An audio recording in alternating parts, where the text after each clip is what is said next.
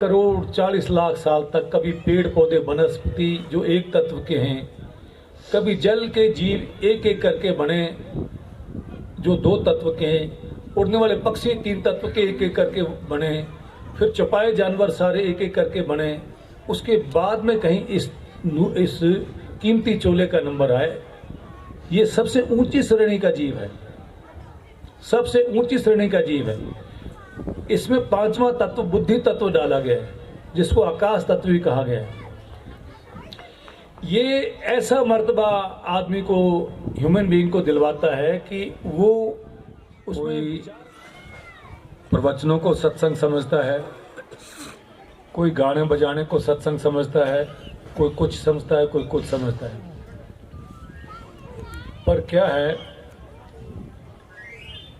जो संत सुरत और शब्द का मेल करके बैठा है वो सत्य का रूप हो जाता है।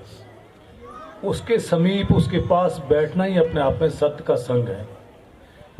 मैं एक मिसाल अर्ज करना चाहता हूँ।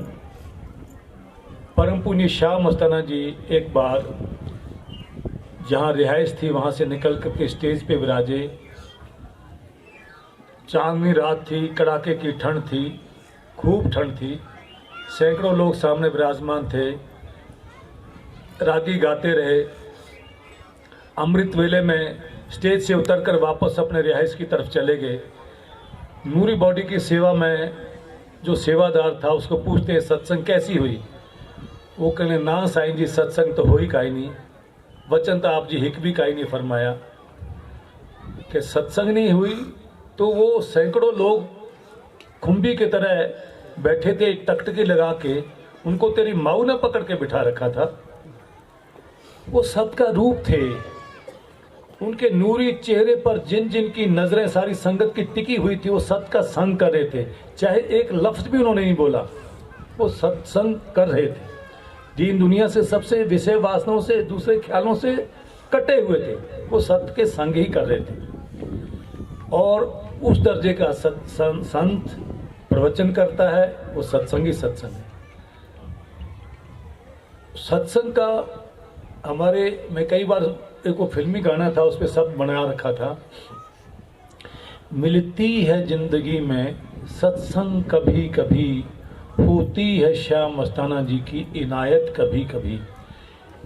दुनिया में कितने दिन से ये सारे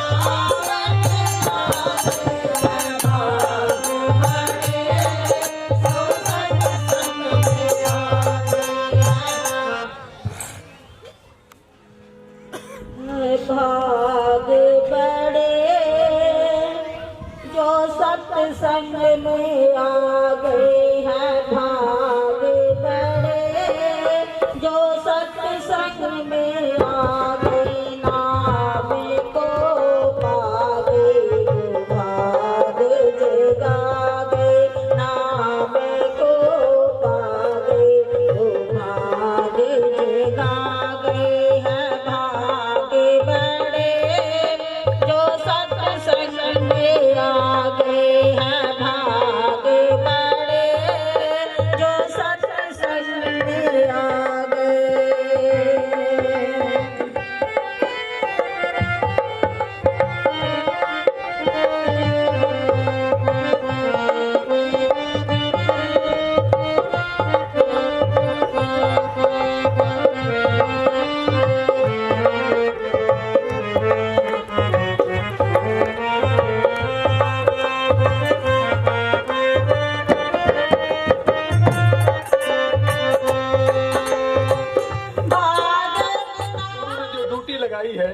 चलो, हम इस काबिल बिल्कुल नहीं।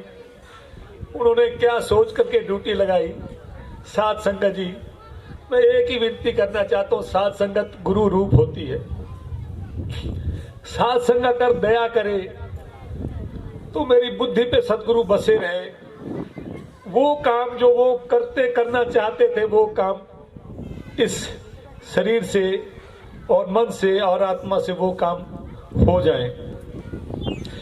जिस रास्ते पे वो चाहते थे कभी ना जाया जाए, कभी भूल करके उस रास्ते की चिंतना भी ना करूं, विचार भी ना करूं, मौत आ जाए पर ऐसा कोई कदम ना उठे कि उनकी पगड़ी को दाग लगे। ये मेरे प्रार्थना है साथ संगत जी। मेरे को प्रार्थना करके दुआ करो कि गुरु जो चाहते हैं वो बात में इस गरीब से बन जाए, उस गरीब से बन जाए। कभी तकबरी ना हो, नम्रता ही नम्रता हो। जैसे उनकी सोच थी वैसा सोच मेरे अंदर तो नहीं है, पर संगत चाहे तो कुछ का कुछ हो सकता है। दुआ करना, मैं यही हाथ जोड़ के विनती करना चाहता हूँ। धन धन सतगुरु तेरा ही आस। मुझे कहकर चले जाते तो मैं हंसी खुशी रवाना कर देती। अब दिल में बड़ा मलाल है, हर वक्त उनकी कृपा से साथ रहे, पर वो टाइम पता नहीं उनको क्या मंजूर था, मैं दूर कर दिया। खैर चलो, ऐसे तो परम पुण्य श्याम अस्थाना जी का फरमान है, मेरी देह तुम्हारा गुरु नहीं, मेरी देह तुम्हारा गुरु नहीं। देह की एक सीमा, उसके बाद में एक सीमा के बाद में चली जाएगी मियाद के बाद में। तुम कहोगे गुरु मर गया, तुम्हें मरने वाला गुरु नहीं दिया, तुम्हें हाजिर नाजिर जिंदा राम हर वक्त तुम्हारे संग रहने वाला जिंदा राम दिया है, वो मरा हुआ राम नहीं दिया। वो कौन सा? शब्द गुरु। शब्दे धरती शब्दे आकाश, शब्दो शब्द भया प्रकाश, सगली सृष्टि शब्द के पाछे, नानक शब्द घटो घट आछे।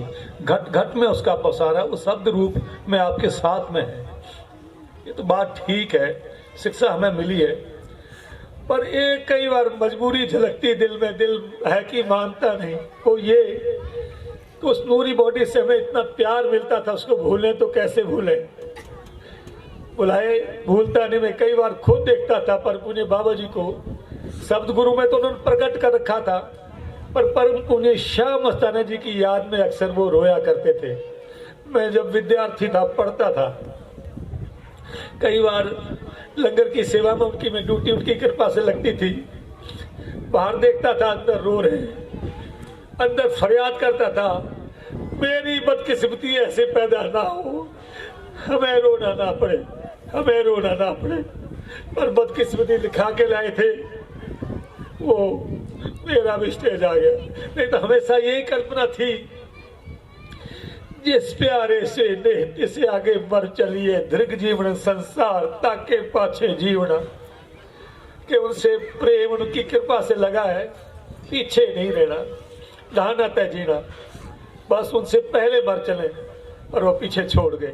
नहीं कहने वाले नरकों से भी खराब जगह हमारे लिए तय कर दो, पर तेरे को शाहों का शाह मस्ताना शाह कहेंगे। जिसका नतीजा ये था, डंडे पड़ते, कई बार तो जैसे मरा हुआ छोड़ कर जाते। औरतों के फतवे, अफीम के फतवे, पता नहीं क्या क्या फतवे लगा लाते थे, जेलों में डलवाते थे और बताते हैं कि हम पीछा करते रहते जीव का।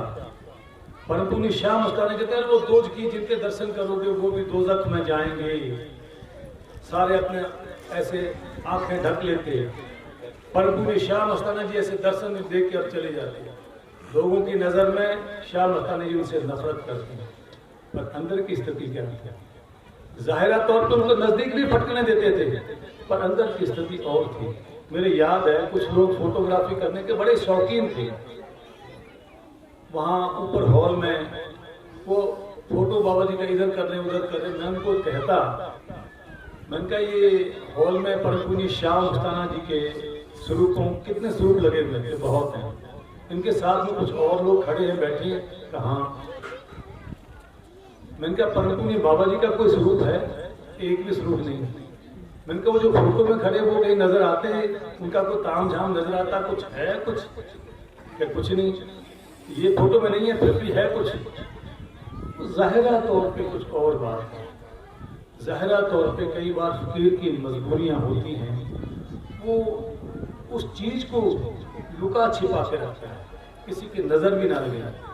मेरे याद है फिल्म देखी थी हमने, मुगले आजम, अनारकली उसकी वो नायिका थी, वो क्या कहती है, दुनिया वालों दिल मेरे हाथ से गया, डर है कि इसका राज जमाने पे जाहिर ना हो जाए। वो जिसको कुछ देते थे उसको दुनिया से छिपा के रखते थे, परंतु निशाह मस्ताना जी ने उनको छिपा के रखा। वो एक ये शब्द गाते हैं, कौन सा, बेरुखी हमको तेरी बेरुखी, क्या कुछ गाते हो ऐसा,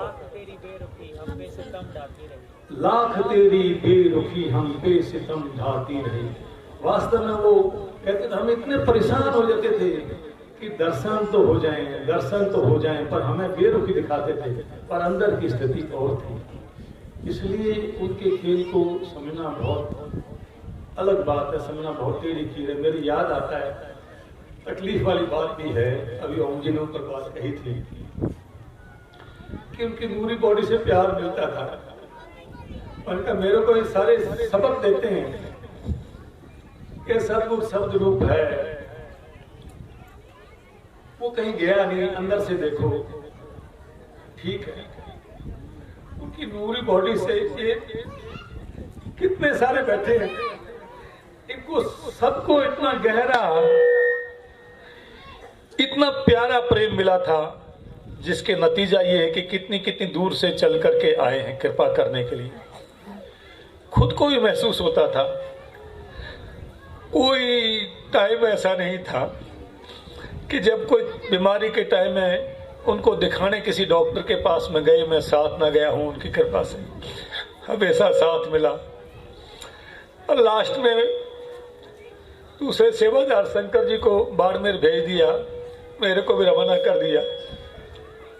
पीछे ये बात हो गई, मेरे दिल में एक बात आती है, महात्मा बुद्ध अपनी पत्नी को और बच्चे को छोड़ करके सन्यासी बन गए। रात को निकल गए भी, पत्नी को और बच्चे को पता ना लगे। उसकी पत्नी सवेरे उठती, उसको पता लगा, उसका पति छोड़ कर चला गया। महात्मा बुद्ध राजा थे, वो सिर्फ एक ही बात कहती है, सखीरी वो मुझसे कह कर जाते। 12-13 साल के बच्चे को कुछ भी समझ नहीं होती, पर मोहब्बत सारी समझ दे देती है। वो क्या क्या फरमाते थे कि यहाँ कुर्सी और दरगाह विशेष मेरे लाई हो, नफी अस्बात दा पानी मिले सू, हर रंगे हर जाई हो, अंदर बूटी मुस्क मचाया जहाँ फुल्लन पर आई हुई। वो इश्क का, अलाही इश्क का, अपनी मोहब्बत का, पाक मोहब्बत का बीज एक 12-13 साल के बालक के दिल में बरकुनी शाह मस्ताना जी ने बोया। वो बूटी ने अंदर महक मचा दी, इतनी महक मचाई, दीवारों पे लिखाया हुआ था, जोड़े झाड़ने वाला सेवादारी मस्ताना कहो, यहाँ कुर्सी मिलेगी, दरगाह में कुर्सी मिलेगी। जो तारीफ के वजन बोले